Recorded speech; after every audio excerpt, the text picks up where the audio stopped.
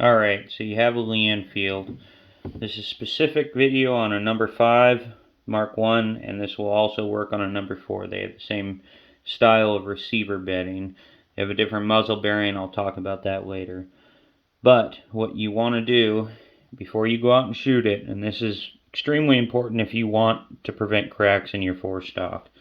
You will have damage if your receiver is loose in the forestock, and these forestocks, especially on a number 5, are quite expensive, and even on a number 4 Mark 1, they're pretty hard to find now. So what I do is I take the handguard off, your handguard or handguards off, and then what you're going to want to do is make sure this screw is tight. You want to make sure that screw's tight, because if it's not tight, this test we're going to do is null. But make sure that screw is tight. Now, look at your receiver and your forestock here and lift up on the barrel. You notice that that receiver is moving a little bit there? Well, you have a collar inside your action here, and that collar is supposed to keep this wood from crushing too much. But what'll happen over time is these forestocks were originally soaked in linseed oil. So over time, that collar will end up being taller than the wood forestock, and from some crush and other things. But if that collar's longer, you're not getting proper receiver fitting on your stock, and that'll cause that receiver to bounce. If you have a number 4, you will also most likely not have the up pressure at the muzzle that you're supposed to have. It'll feel weird. It'll feel like it's floated, even if it's not floated. And so I'll show you a fix for that. Alright, take your action screw out. Ensure it has that little lock washer on it there. You see, notice the little lock washer. Make sure it has that. Set it aside. This screw right here, take that out. Set it aside. Pull your trigger guard off, and you can even pull the trigger sometimes. It will help you get it out from the spring pressure there. Now this is extremely important. You do not want to pull up on the forestock up here at the muzzle. If you pry from here, you will almost certainly damage your draws, and that is not something you want to do. So a hard receiver will take a lot of force. A good well-fitted receiver will take some force to lift off here. You'll notice this one's loose. That's not that big a deal, but if you want ideal accuracy, you want it to be a tight fit. But you want to grab from here and lift off, straight off like that. You'll notice my bushing fell out.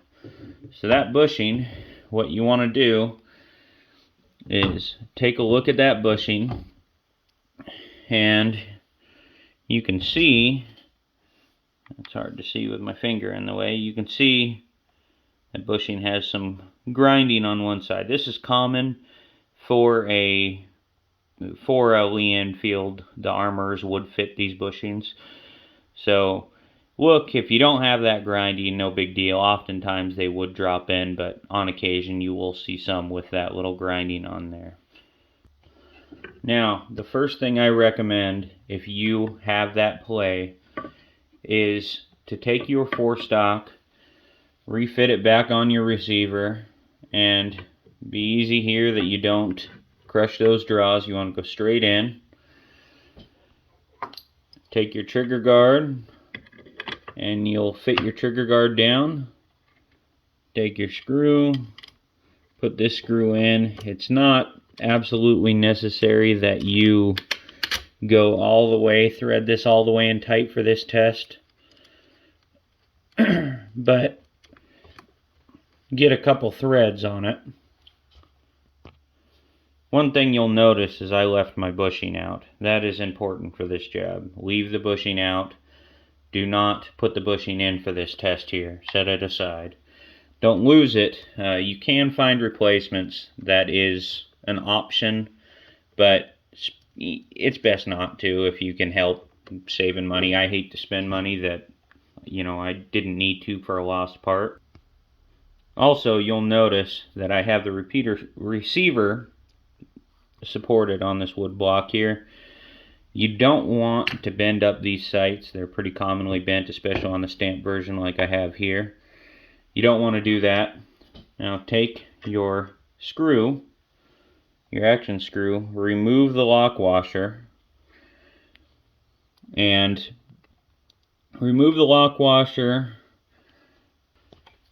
and then tighten up your screw. You'll notice I have it tightened up.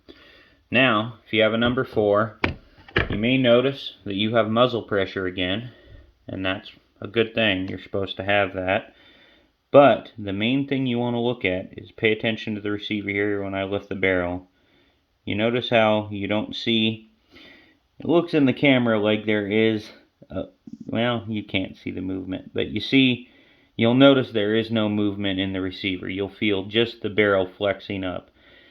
And that's how you diagnose that bushing's too long. You don't want to reef on that screw, just get it snug, but if you don't have any play after that bushing is out, you know that that bushing is what was floating your receiver out of the wood.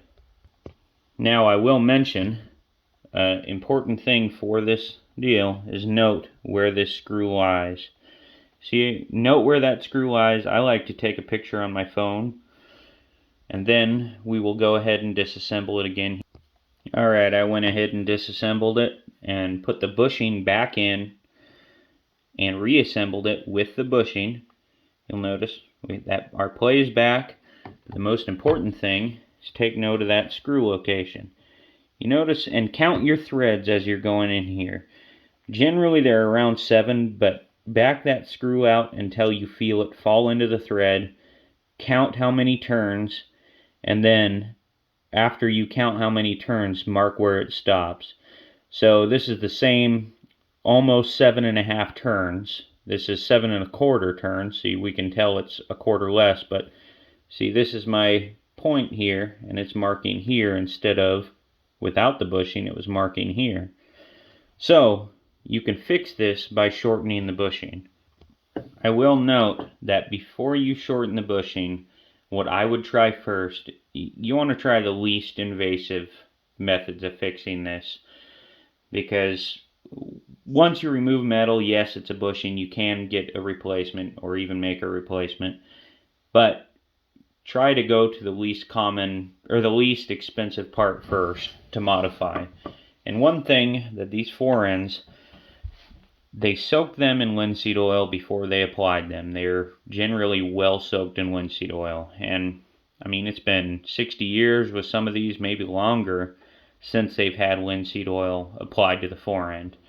So what I like to do before I even think about shortening the bushing is I like to soak the interior of the stock in raw linseed oil. Now you don't have to soak it. Apply it thick.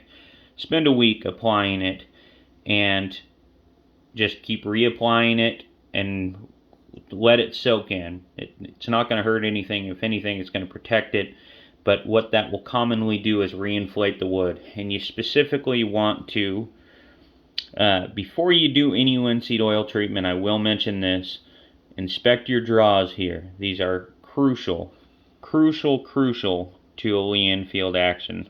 It's a little hard to see in there, but these draws, they interact with this surface right here, and that's what keeps your forend tight, is as you tighten your screw in, it will pull that forend up onto that surface, and you do not want to have any looseness.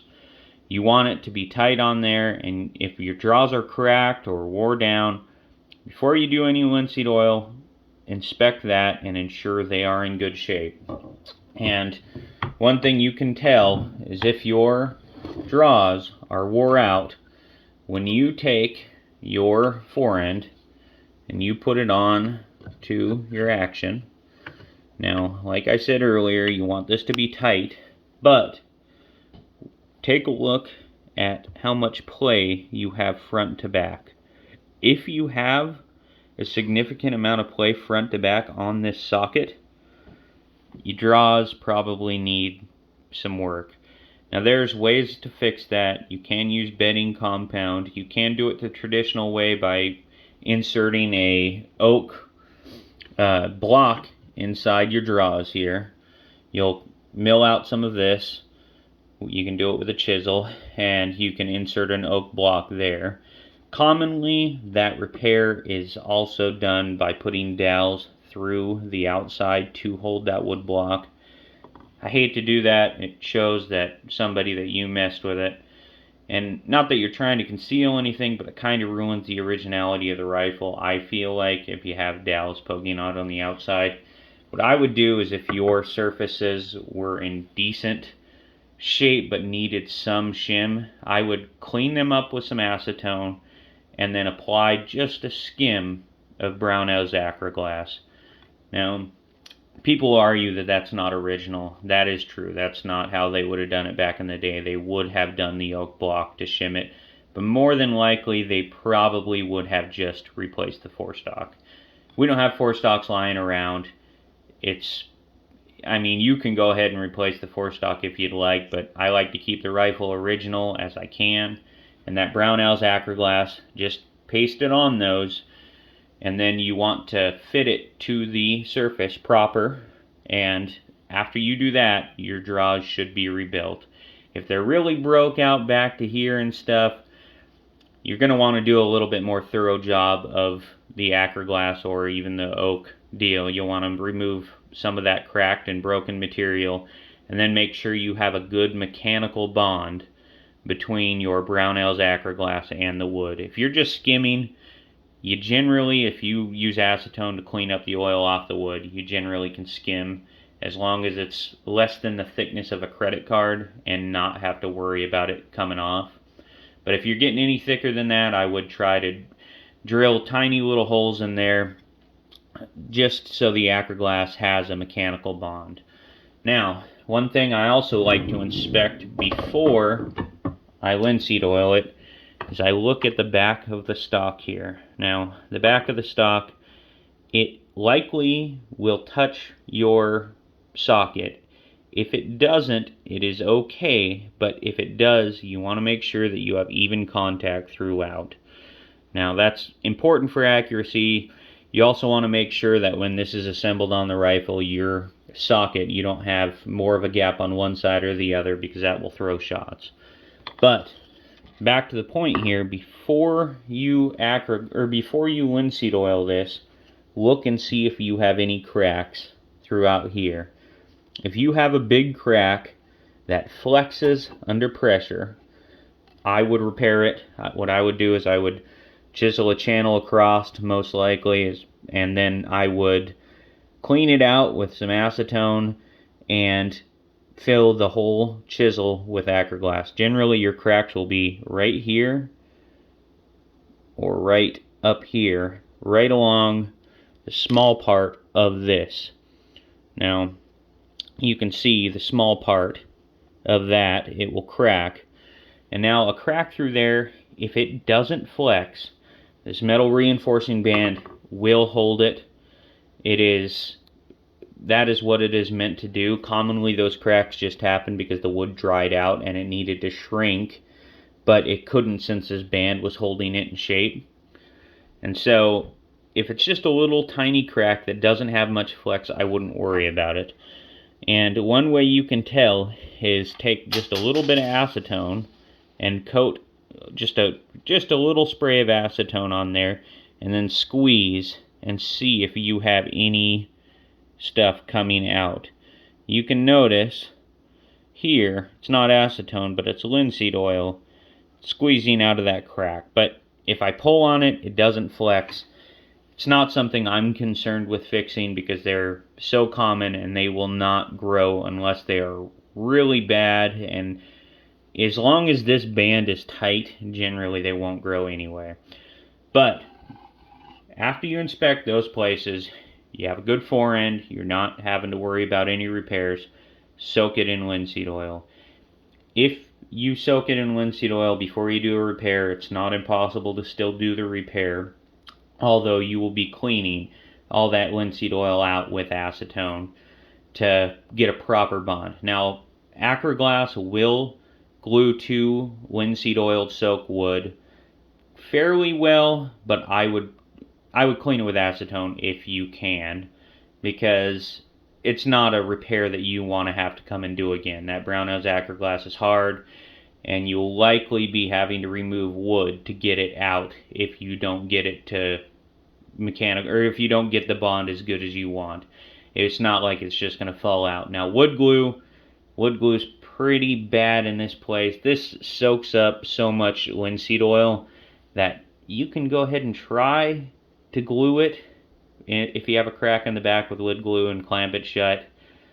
I'm betting it doesn't glue, just because even if you acetone it and try to get all that oil out, unless you're actually sitting this up in a cup of acetone, you probably are going to have some oil in there, and that wood glue is not going to fix. I wouldn't advise soaking this in acetone like that just to make your wood glue work. I would just go the brown nose acro glass method. Now, after you soak this for a week, if you soak it for a week, refit it on your receiver with your bushing and then without, and notice if there's any difference. Likely you still will need to shorten your bushing. Now, how I shorten the bushing, I look to see if there's a side that somebody ground on before, and I remove material from that side, just because then you're not removing finish. If there is no side that has that ground mark on it, one thing to notice is fit it into the recess on your receiver and make sure the side goes in without binding. If it goes in binding, I'd flip it around, try the other side, and if that side goes in without binding, I would ground the side that bound, because that will give you a false reading on that test if your bushing is not dropped in completely. Now, take this, and what you want to do is get some 400 grit paper, hold it, grasp it in your finger, and then do figure eights. And see, you will do figure eights. I'll do one here. And the reason you want to do figure eights is because that prevents you from, if you were to just do it like this, you're going to make this uneven. You're going to take down this side more than the other side. Same if you do up and down, no matter how you do it. Even if you do circles, you're going to walk that not straight. If you do figure eights, you're moving every single way, and that will give you the flattest possible deal. Now, you can put your wet dry on a sharpening stone or something that's super flat, and then do figure eights to make sure that this is as flat as possible. If you have a good flat bench, it will do as well. It's important that this is a flat surface, but it does not need to be within a half a thousandths or anything. It needs to be as close as it can be. So do it the best way you can. Now, what you can do, so you don't have to reassemble it on your receiver, is before you even take any off that bushing, put your screw in without the lock washer, with this assembled, not on the stock. Screw it all the way down and ensure that it sits tightly.